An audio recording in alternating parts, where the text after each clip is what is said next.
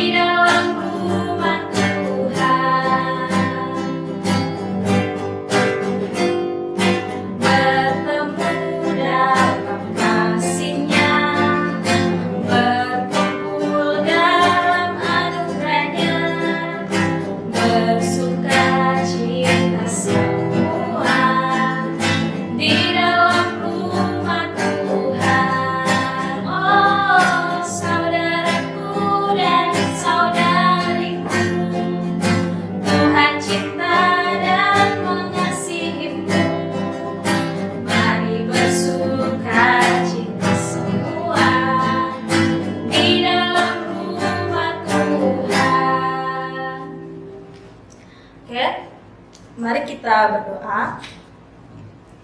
Tuhan Yesus, kami mengucap syukur untuk hari ini. Terima kasih atas penyertaan-Mu sehingga kami boleh kembali melakukan devosi kami meskipun secara virtual. Tuhan Yesus, kiranya Engkau memberkati anak-anak-Mu yang ada di rumah, agar firman yang disampaikan hari ini boleh menjadi pedoman bagi kami dalam mengikuti kegiatan kami satu hari ini. Terima kasih Tuhan Yesus, dalam nama-Mu kami kita berdoa dan mengucap syukur. Amin.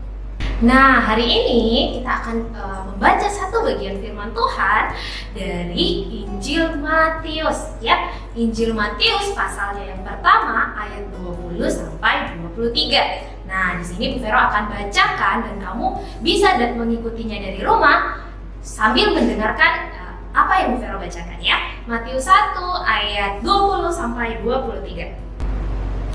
Tetapi ketika ia mempertimbangkan maksud itu, malaikat Tuhan nampak kepadanya dalam mimpi dan berkata, "Yusuf anak Daud, janganlah engkau takut mengambil Maria sebagai istrimu, sebab anak yang di dalam kandungannya adalah dari Roh Kudus. Ia akan melahirkan anak laki-laki dan engkau akan menamakan dia Yesus, karena dialah yang akan menyelamatkan umatnya dari dosa mereka. Hal ini terjadi supaya genaplah yang difirmankan Tuhan oleh Nabi."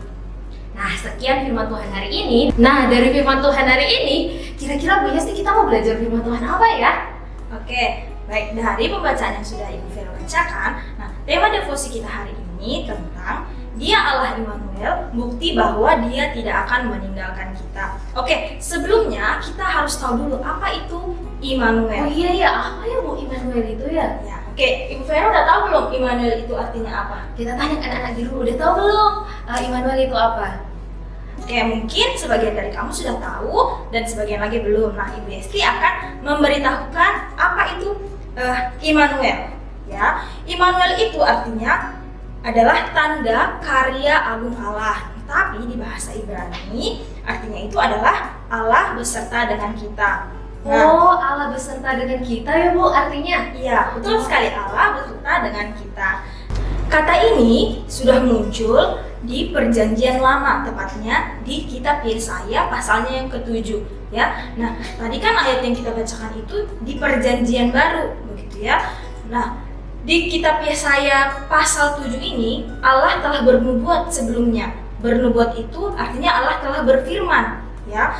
Ketika kisah mengenai Ahaz raja Yehuda yang takut akan diserang raja Aram dan raja Israel, Allah menguatkan raja Ahaz melalui nubuatnya yang berkata bahwa akan lahir seorang anak laki-laki dan akan diberikan nama Immanuel. Ya, tadi di awal kita sudah tahu bahwa Immanuel itu adalah artinya penyertaan Allah, begitu ya.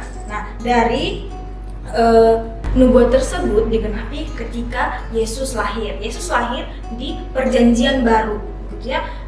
Dari yang sudah Ibu jelaskan tadi, kita tahu bahwa memang Allah telah merencanakan, gitu ya. Allah telah bernubuat, Allah telah berfirman bahwa Yesus akan lahir begitu jauh sebelumnya. Dari Perjanjian Lama, dari kisah Yesaya ini, Allah sudah bernubuat bahwa akan lahir Yesus Kristus, ya, di Perjanjian Baru. Dengan kelahiran Yesus, maka tergenapilah nubuat Allah yang sudah dinubuatkan di Perjanjian Lama. Artinya, dengan kelahiran Yesus, Allah tidak lagi jauh, tetapi dengan adanya Yesus, Yesus itu menjadi dekat.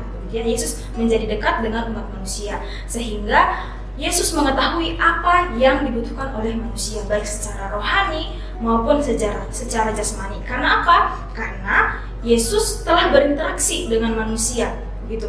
Yesus berinteraksi dengan manusia, hidup seperti manusia. Tapi Yesus hidup seperti manusia, dia tetap juga 100% Allah, begitu ya. Nah, dari mana kita tahu kenapa Tuhan Yesus itu juga disebut sebagai Allah?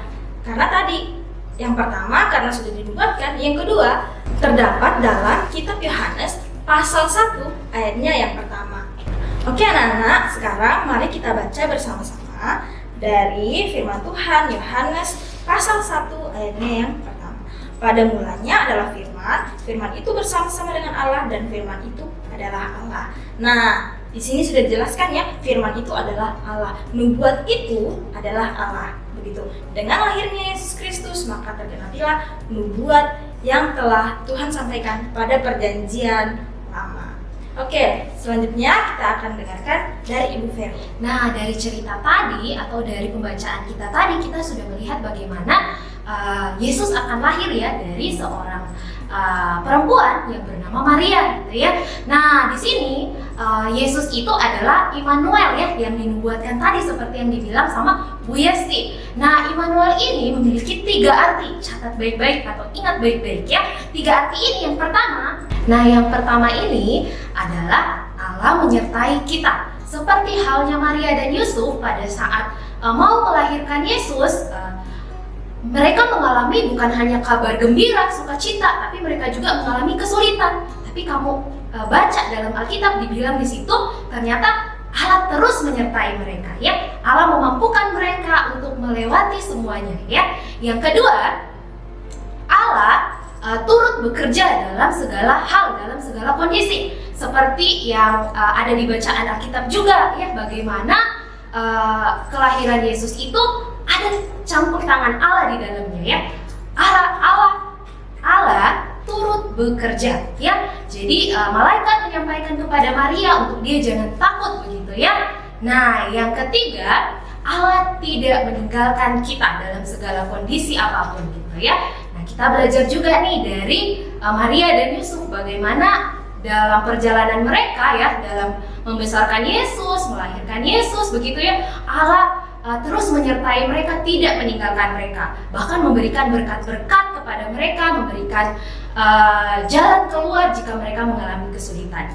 Nah, dari sini juga kita belajar ya, sekarang kan Immanuel itu sudah lahir, Yesus itu sudah lahir gitu ya. Berarti dalam hidup kita juga jangan takut ya, karena baik sekarang, yang akan datang, bahkan yang sudah lalu, semuanya Tuhan menyertai kita, Allah menyertai kita.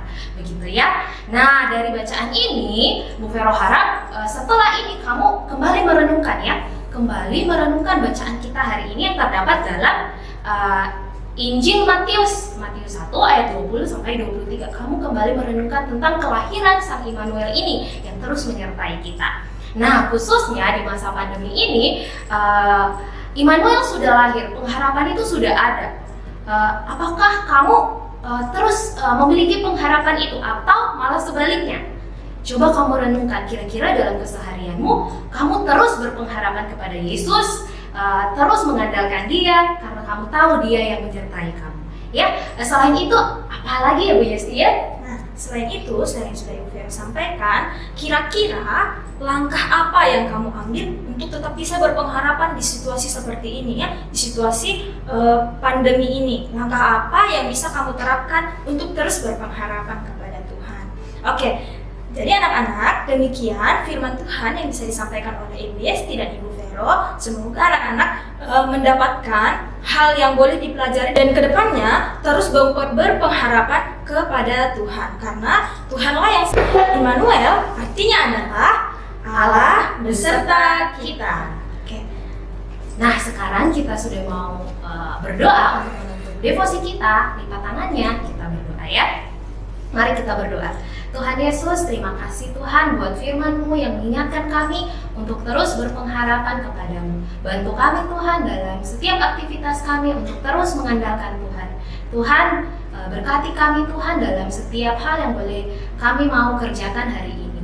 Dalam nama Tuhan Yesus kami berdoa, kami mengucap syukur. Amin. Nah, sekian devosi kita hari ini. Selamat melanjutkan aktivitas. Tuhan Yesus memberkati.